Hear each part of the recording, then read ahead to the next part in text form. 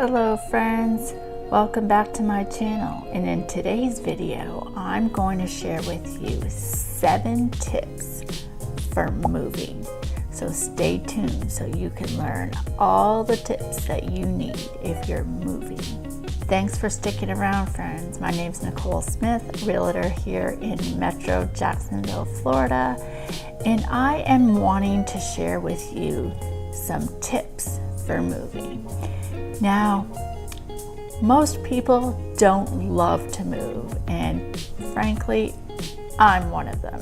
I don't like the whole aspect of it in the sense of all the hard work. But the positive part is you can really get rid of some things that you don't need, you don't use, and you can use this time to do that. So I would always make sure, tip number 1 is to go through all your things, see what you must keep, what you haven't used, and what you think is pretty valuable that you could possibly sell. So you can either do it on a swip swap type of website on Facebook, Marketplace, or you can have yourself a yard sale. So getting rid of items before you move is imperative. Donations, you can always call up your local, I would say like a Salvation Army or a veterans company that will help you, and even pick up furniture, which is very, very good if they can come and pick up big items that you don't want anymore and help the veterans. Then you must have a donation pile. So make sure you vet whoever you want to donate to. Like I said, the veterans is always a great cause, but you find whatever one works best for you and what works well in your community.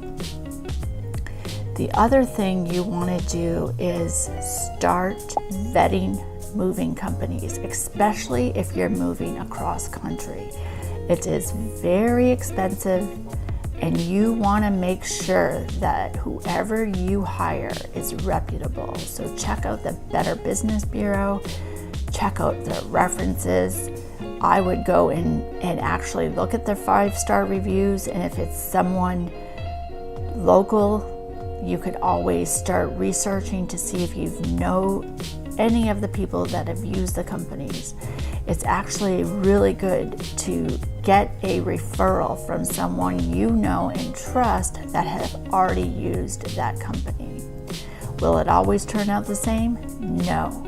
But the fact that you know someone who spent the money and signed the contract with them and it actually worked out is a really good idea.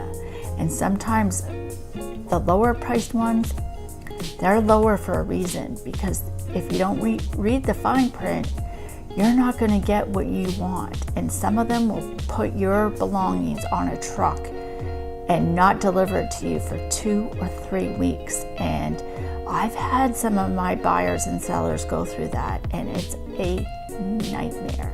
So please read the fine print, and if you don't understand your contract, call up the representative and ask them to go into details about those particular items. The next thing I would recommend, and you know, it is a luxury if someone else packs for you, but if you could do some of the packing yourself, it would actually save you some money, because that is where a lot of the money is entailed if you're hiring a moving company, is packing.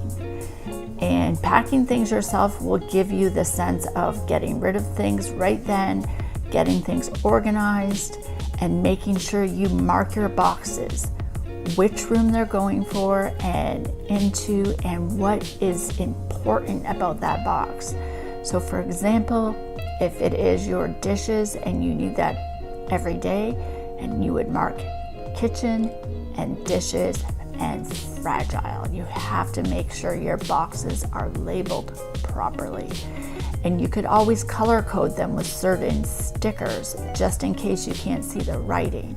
So if you have a sticker on the corner and maybe that's the part you can see, so red would be kitchen, blue would be bedroom, yellow would be bathroom. Those are just examples of a way to keep organized. Tip number 4, I want you to have what I call a parts box. So what a parts box is if you didn't already tape the nuts and bolts to some of the pieces that you have had to manually take apart, I want you to put them in a Ziploc bag, label them with some tape, and make sure you put them all in one box. Put all your tools that you use, the Allen wrench, the screwdriver, drill, all in one box, and mark on it parts box. And make sure this is one of the last boxes that you load onto the truck. Therefore, when you actually move, it is the first thing that you unload, and you put it on the kitchen counter so you know exactly where it is. So that's tip number 4. Now, tip number 5 is what I would recommend getting temporary storage if you should need it. And if you're doing a cross-country move, this might be the most economical options for you. There's pods you can order. I believe U-Haul has pods. And what they do is they take a big container and they bring it to you and drop it off in your driveway. Then you load it up and they pick it up and then they move it to where you're moving to. And this is a really great solution for moving across state, across country.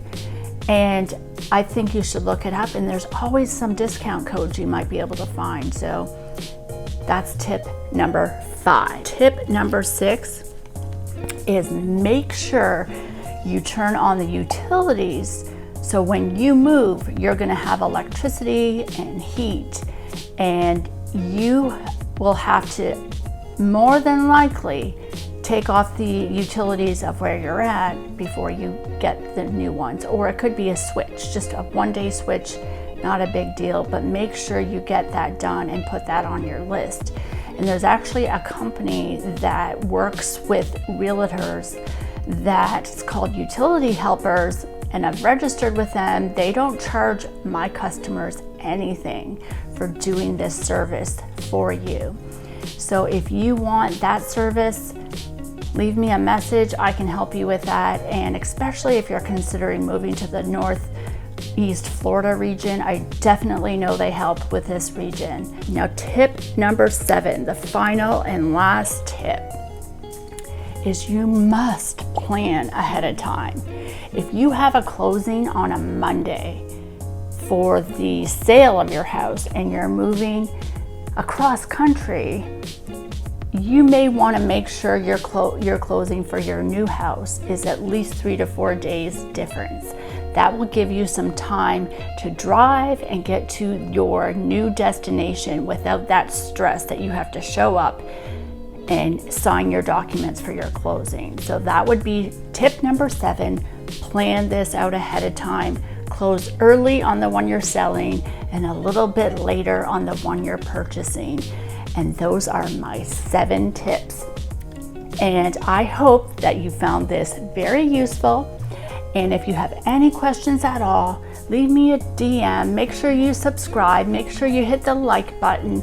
Make sure you follow me, because I have other videos up here with all kinds of different information about Northeast Florida, Metro Jacksonville, Florida, where you should live, what's a great neighborhood to live in, and I'd be happy to go over details with you. We can set up a consultation, which is an absolute free complimentary consultation. So whether you're moving here from Connecticut, New York, New Jersey, California, Colorado, or just Miami, make sure you message me today and I would be happy to go over a game plan with you to get you living where you can be living your best life and living the dream. Thank you for watching, friends, and until next time, remember, life's too short not to be living where you love, so live the dream in Jacksonville, Florida. Bye for now.